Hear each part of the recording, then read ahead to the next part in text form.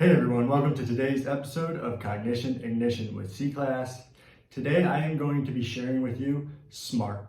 SMART is an acronym you can use to set goals and develop a basic sense of extroverted thinking. SMART stands for specific, measurable, achievable, relevant, and time-bound. So the first thing you're going to do is set a specific goal. Hopefully you can answer this in one sentence or less, or hopefully you can answer this in one or two sentences. This way you can make sure that you're narrowing in on the specifics of the goal and the objectives that you want to meet. Another thing that you want to think about is, why is this goal important? There are going to be a lot of things that come up that aren't going to be that important. By actually writing these out and narrowing down the most specific, you're going to be able to develop focus on that one thing. Now, another thing about being specific about the goal is that it has to be something that you don't have to depend on another person for or circumstances for. So you don't want to necessarily go look for a promotion. You may want to look more to make sure that you are leading your company in sales, or you are providing the most value to your company in whatever it does. You can also use this in a family aspect or even a education, schooling aspect. The second step, which is M, is measurable. Now, the most important thing I think about this is to really understand when you've achieved your goal. So you have to set what it is that will make it known that you've achieved this part of the goal, and that will allow you to move on to another goal, which you can begin using the system for.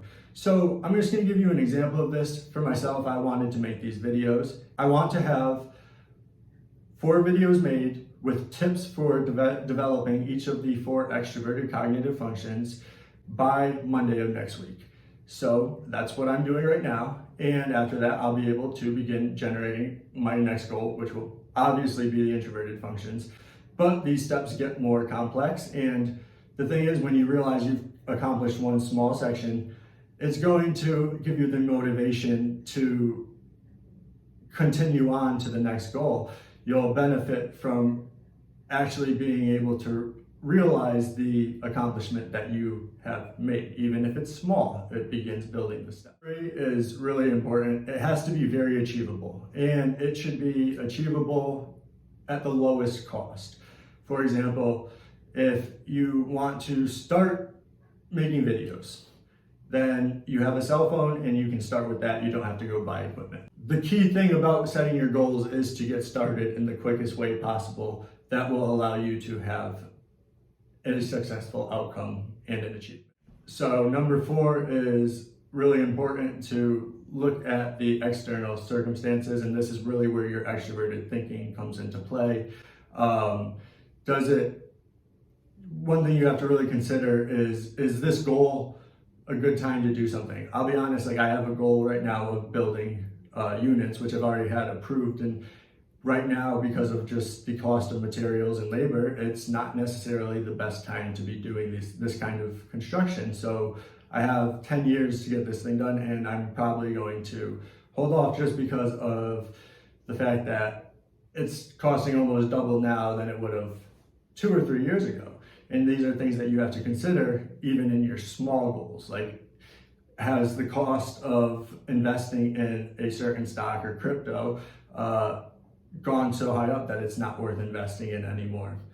Another thing that you might want to really consider is, are you the person who's supposed to be doing all the tasks in these goals, or is there really a better way of delegating specific parts of this task to people who will do a quicker job? In the long run, if they have the right equipment and they're professionals in what they're doing, they will probably end up saving you money rather than the errors and mistakes that you may run into on your own. If it's not something you're a professional in, then oftentimes you will find yourself rewriting the wheel, and that's what you are trying to stay away from. You are trying to be relevant to what you are good at and how you can use your skills to accelerate your development. All right, and number 5 is a really good way of watching your own achievements, and it's to give yourself time limits on when you want to see these achievements done.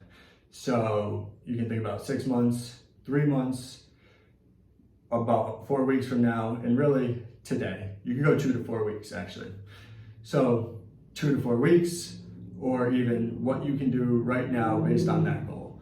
So if you have a goal, then you got to start writing it down and have a deadline for how long you want to take to decide what is your main goal and what you're going to start working on right away. And then, give yourself a deadline for how much breaks you're going to have in between each step, because a lot of times the steps that you're going to be taking are going to be time consuming, energy consuming, and draining. So you want to plan for the recovery of these.